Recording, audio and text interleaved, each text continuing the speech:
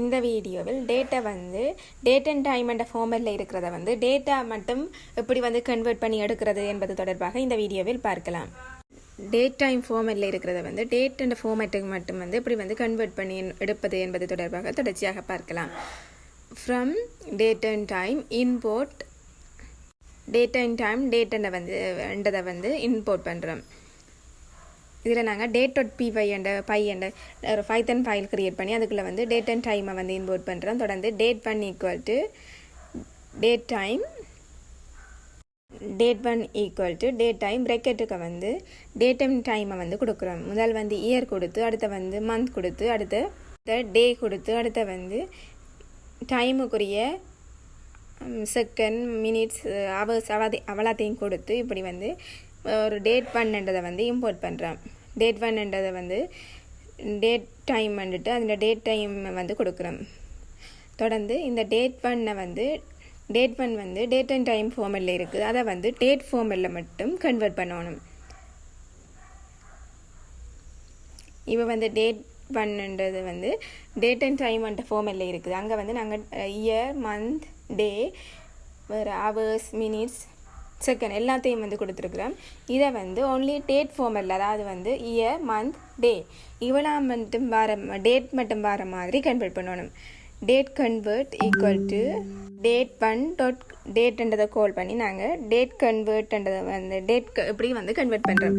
date1.date கால் பண்ணினமாக இருந்தால் தொடர்ந்து அந்த டேட் கன்வெர்ட்ன்றதை வந்து பிரிண்ட் பண்ணி வாங்கிட்டு ப்ரொஜெக்ட் ரன் பண்ணுவமாக இருந்தால் எங்களுக்கு டேட் மட்டும் எங்களுக்கு பிரிண்ட் ஆகி வரும். இப்படி வந்து நாங்கள் டேட் அண்ட் டைம் ஃபார்மெட்டில் இருக்கிறத வந்து டேட் ஃபார்மெட்டுக்கு கன்வெர்ட் பண்ணி கொள்ளலாம்.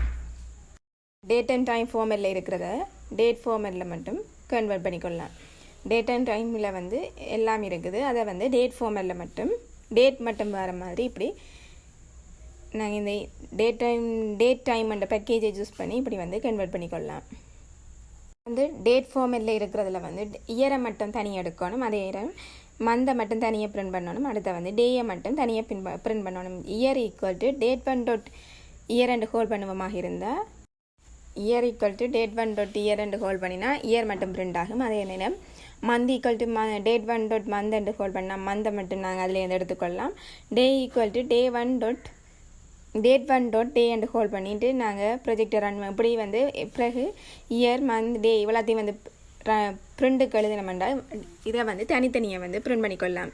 நான் கொடுத்த இயரை வந்து தனியாக 2023 தனியாகவும், மந்தை தனியாகவும், டேட்டை வந்து டேயை தனியாகவும் இப்படி வந்து நாங்கள் தனித்தனியாக ஒரு டேட்டில் இருந்து இப்படி வந்து தனியாக பிரித்தெடுத்து கொள்ளலாம். இப்படி நான் கொடுக்குற டேட்டில் இருந்து அதை வந்து டேட்டா கன்வெர்ட் பண்ணிவிட்டு டேட் அண்ட் டைமிலேருந்து டேட்டா கன்வெர்ட் பண்ணிவிட்டு தொடர்ந்து அந்த டேட்டில் இருந்து இயரை தனியாக, மந்தை தனியாக, டேயை தனியாக இப்படி வந்து தனித்தனியாக வந்து கன்வெர்ட் பண்ணி பிரிண்ட் பண்ணி கொள்ளலாம். இப்படி டேட் அண்ட் டைமிலேருந்து டேட்டா கன்வெர்ட் பண்ணிவிட்டு டேட்டா மட்டும் பிறகு அந்த டேட்டிலேருந்து தனித்தனியாக இயர், மந்த், டே இப்படி வந்து தனித்தனியாக வந்து நாங்கள் பிரிண்ட் பண்ணிக்கொள்ளலாம்.